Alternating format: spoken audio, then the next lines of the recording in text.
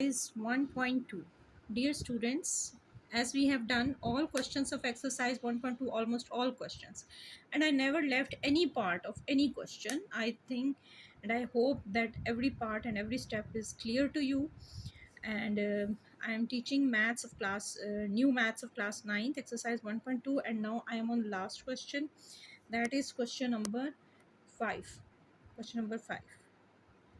Use suitable laws of exponents to show that. अब इस question में देखिए एक राइट हैंड साइड है और एक लेफ्ट हैंड साइड है। तो left hand side longer side है, हमने इसको इस तरह से सॉल्व करना है कि ये इक्वल आ जाए राइट हैंड साइड के। तो मैं आपके सामने स्टेप बाय स्टेप एक्सप्लेन करती हूँ। जैसे मैंने अभी ये क्वेश्चन सॉल्व किया है, x raise to power p upon x raise to power q whole bracket raise to power p plus q multiply by y raise to power q upon y raise to power r, then bracket close raised to power q plus r multiply by z raised to power r upon z raised to power p, bracket close r raised to power r plus p multiply by x q square multiply by y r square multiply by z p square must be equal to, ये equality का sign है इसके दरमियान में, must be equal to x p square multiply by y q square multiply by z r square। तो हमने इसको इस तरह सॉल्व करना है कि left hand side completely solve होकर राइट हैंड साइड के इक्वल प्रूव हो जाए। अगर दोनों साइड्स इक्वल, मतलब लेफ्ट साइड राइट साइड के इक्वल हो जाएगी, इट मीन्स आपका क्वेश्चन करेक्ट है। तो हम इसको इस तरह से सॉल्व करेंगे। इसमें लॉज ऑफ इंडिसेस भी यूज़ होंगे और अलजेब्रा का formula a plus b whole square a minus b whole square का यूज़ भी आएगा, जो कि मैं आपको स्टेप बाय स्टेप एक्सप्लेन करती जाऊँगी। Now see that x raise to power p x raise to power q p plus q, तो x raise to power p, और अगर आप नीचे वाले x को ऊपर लेकर आएंगे तो ये p minus q p plus Q. ठीक है, इस स्टेप में तो हम इसको इस तरह से करेंगे, हमें नेक्स्ट स्टेप करना पड़ेगा।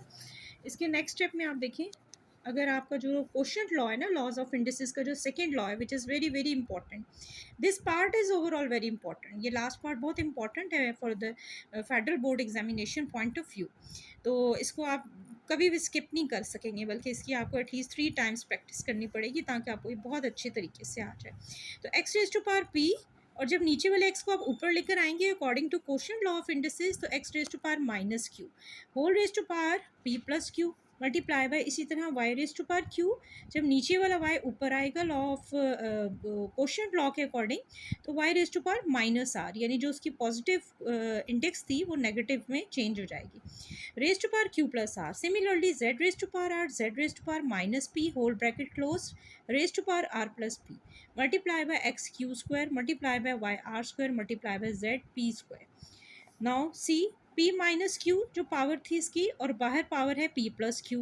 तो यहाँ पर आपको मैं बता रही हूँ कि अलजेब्रिक फार्मूला होता है कि a minus b a plus b which is always equals to a square minus b square. इसमें माइनस का साइन होगा, तो यहाँ पे आप ये समझ लें ये इस तरह से है p minus q then p plus Q.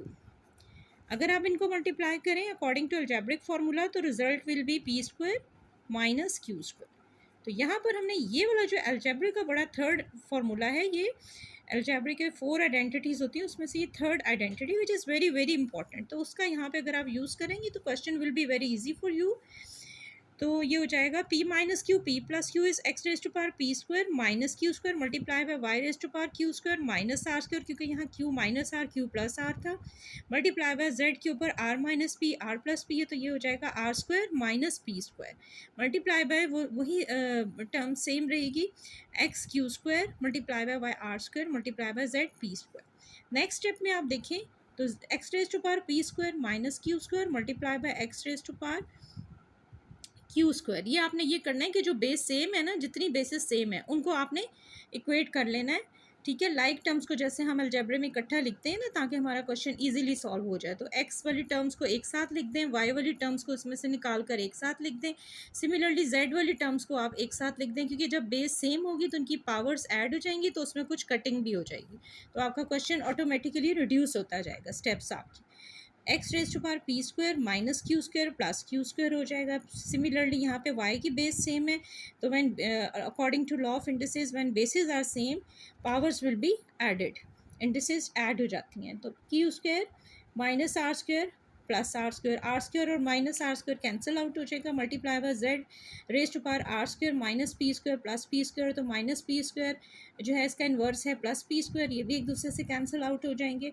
तो व्हाट इज़ लेफ्ट, आपके पास जो रिमाइंडर आ रहा है एक्स पी स्क्वायर रह जाएगा, multiply by y q square रह जाएगा, multiply by z r square रह जाएगा। अगर आप इसकी जो है ना क्या कहते हैं राइट हैंड साइड देखें, तो वो क्या थी हमारी right hand side, right hand side थी हमारी x p square multiply by y q square multiply by z r square. तो हमारी जो लेफ्ट हैंड साइड है वो राइट हैंड साइड के इक्वल, ये हमारी लेफ्ट हैंड साइड थी, ऑटोमेटिकली स्टेप बाय स्टेप ये सॉल्व होकर हमारी राइट हैंड साइड के इक्वल आ गई है, हैंस इट इज़ प्रूव्ड।